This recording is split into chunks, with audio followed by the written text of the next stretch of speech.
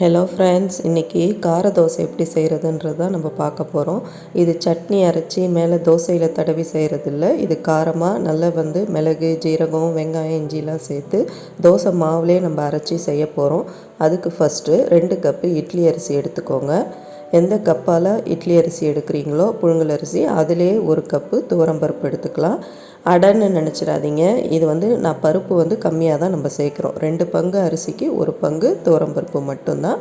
மீதியெல்லாம் மற்ற பொருட்கள் தான் சேர்க்க போகிறோம். ஒரு 1/4 கப்பு அளவுக்கு, 1/4 கப்புக்கும் குறைவாக கூட உளுத்தம்பருப்பு சேர்த்துக்கோங்க. ஒரு 8 காஞ்ச மிளகாவை சேர்த்து நல்லா கழுவிட்டு 4லேருந்து 5 மணி நேரம் நல்லா ஊற வச்சிடலாம். இது ஊறினதுக்கப்புறம் அரைக்கும் பொழுது தான் மற்ற பொருட்கள் எல்லாமே சேர்க்க வேண்டியதாக இருக்கும். ஃபஸ்ட்டு இதை நல்லா கழுவிட்டு நான் ஊற வச்சிடுறேன். இது 4லேருந்து 5 மணி நேரம் நல்லா ஊறட்டும்.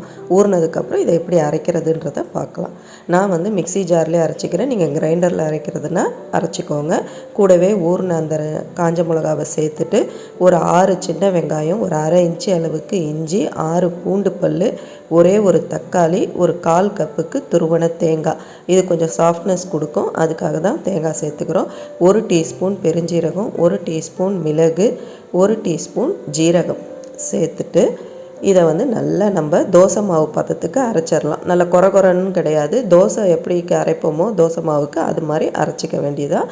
இதை இப்போ நான் 2 பேட்சாக அரைச்சிட்டு வந்துடுறேன். ஃபஸ்ட்டு ஒரு பேட்ச்சு, அதுக்கப்புறம் இன்னொரு பேட்சை அரைச்சிக்கலாம்.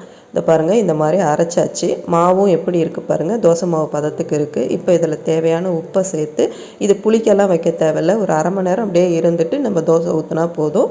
கூடவே பெருங்காயம் மட்டும் கொஞ்சம் 1 டீஸ்பூனுக்கு சேர்த்துக்கோங்க. குளிர்காலத்தில் செய்யும் பொழுது செரிமானத்துக்காக இதை சேர்த்துக்கோங்க. மாவு நிறையா இருந்தால் கூட நீங்கள் மறுநாளும் வச்சு பயன்படுத்தலாம். ஒன்றும் வீணாகாது, நல்லாவே இருக்கும். நம்ம சேனலை ஃபஸ்ட் டைம் பார்க்குறவங்க மறக்காமல் சப்ஸ்கிரைப் பண்ணிவிட்டு பெல் பட்டனை தட்டி விடுங்க. அப்போ தான் அடுத்தடுத்த வீடியோஸ் உங்களுக்கு அப்டேட் ஆகும். பாருங்கள், இந்த மாதிரி கல் சூடானோடனே தோசையை மெலிசாக கூட ஊற்றிக்கலாம். நல்லாவே வரும். மொத்தமாக ஊற்றணுன்னு அவசியம் இல்லை. நல்லா மெலிசாக ஊற்றி 2 பக்கமும் எண்ணெய் ஊற்றி திருப்பி போட்டிங்கன்னா நம்ம கார தோசை சூப்பராக ரெடி ஆகிடும்.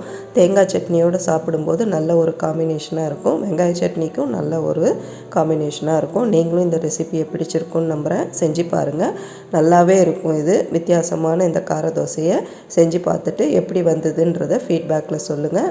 சீக்கிரமே அடுத்த ரெசிபியோடு சந்திக்கலாம். தேங்க்யூ.